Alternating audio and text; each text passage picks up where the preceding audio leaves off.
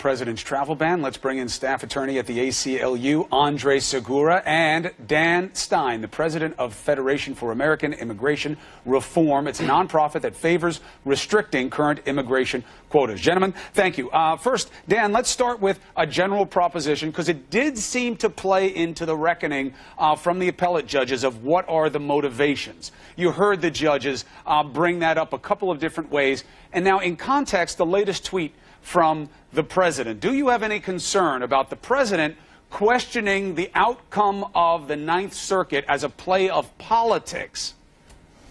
Well, remember, Donald Trump is not an attorney, so he's not an officer of the court, and he's entitled to express his opinion about whether he thinks judges are impartial or doing their job or properly looking at the issue from all sides.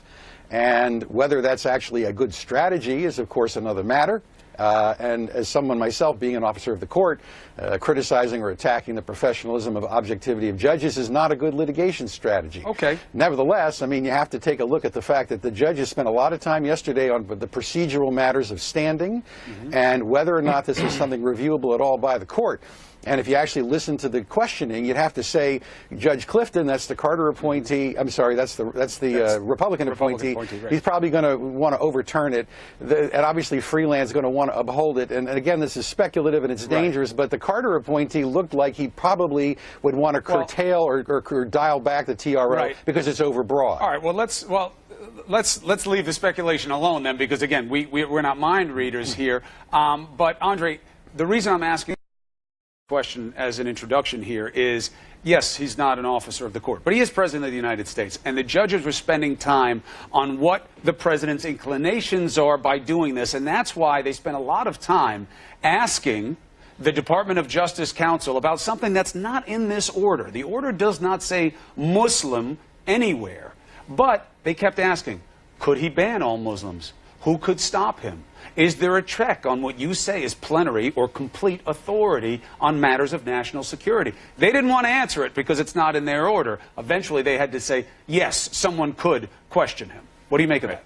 Absolutely. I think the president's words matter. I think that's what the judges were after. They were questioning whether they can incorporate the intent and motivations that came all the way through the president's campaign for president, and even until now expressing a preference for Christians over Muslims, which is expressly prohibited. So what I think is the federal government had a very difficult time twisting themselves into knots to get out of the question of whether the president's authority here is unreviewable, and ultimately they said no, there are actually constitutional limitations. Now, interesting, Mr. Stein, to your point about what their inclinations might be, I thought that there was a little bit of a suggestion that this may be Solomonic. You know, they may split the baby here. They may split the executive order. Why? Because they levied the same charge on both sides, which was no proof. They came at the DOJ saying, where is your threat assessment here, by the way? Like, where is the there? But then they went at the Washington State and said, where's your proof that it's a ban of Muslims or Muslims would be hurt?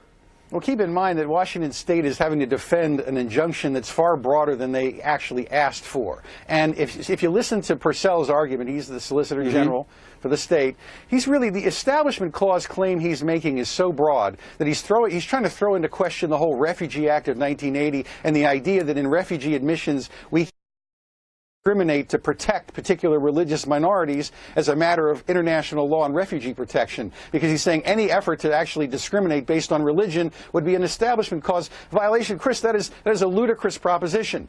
We have, whether it's protecting Jews from the former Soviet Union or the Baha'i in Iran or Kurds or Yazidi, I mean, the whole point of the Refugee Act is to distinguish, in many cases, by religious minorities, right, but it's to protect, not to exclude from protection. Which is what you're doing now. To argue that this is an Establishment Clause violation is clearly way off the wall. There's nothing about the president's executive order that clearly singles out Muslims. And Judge Candy, he made this abundantly clear.